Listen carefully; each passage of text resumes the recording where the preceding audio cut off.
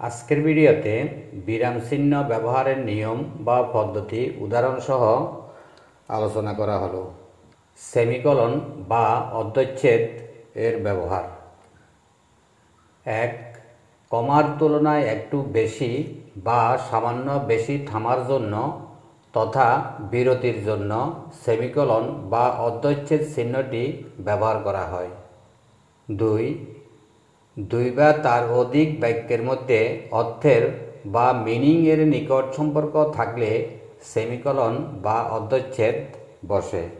যেমন, পড়াশোনা করো নইলে পাস করতে পারবে না। 3.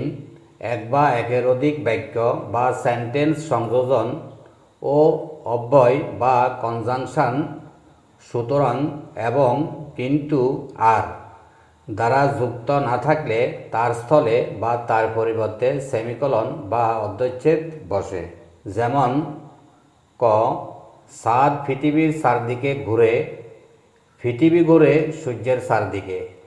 পরীক্ষার পড়া আগে পড়ো, পরে অন্য কিছু। 4. সমজাতীয় বিষয় বা সাবজেক্ট শ্রেণীভুক্ত করতে সেমিকোলন বা অর্ধচ্ছেদ ব্যবহার হয়। যেমন, বাংলা, ইংরেজি, চারুকলা, আরবি ও নাট্যকলা।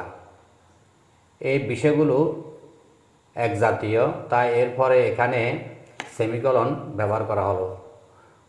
পদার্থবিদ্যা, প্রাণীবিদ্যা, রসায়নবিদ্যা, উদ্ভিদবিদ্যা ও পরিসংখ্যান এগুলো সমজাতীয়, তাই এরপরে সেমিকোলন ব্যবহার করা হলো, যা লাল চিহ্ন দ্বারা চিহ্নিত করা হলো। অর্থনীতি, সমাজতত্ত্ব ও রাষ্ট্রবিজ্ঞান।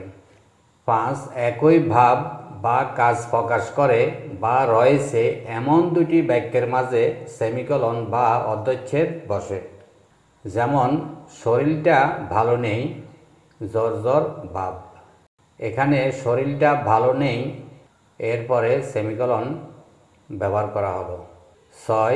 দুইটি খণ্ডবাক্যের মাঝেও সেমিকোলন বা অর্ধচ্ছেদ বসে।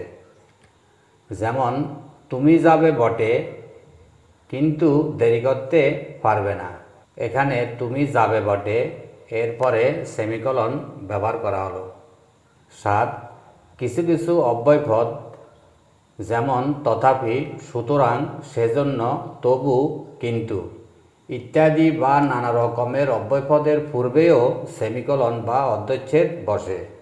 যেমন, কাউয়া কা কা করে, তথাপি আমি কাউয়াকে পছন্দ করি। এখানে কাউয়া কা কা করে এরপরে সেমিকোলন ব্যবহার করা হয়েছে। টিয়া পাখি কথা বলে, সেজন্য সবাই পোষ মানাতে চায়। এখানে টিয়া পাখি কথা বলে এরপরে সেমিকোলন ব্যবহার করা হয়েছে।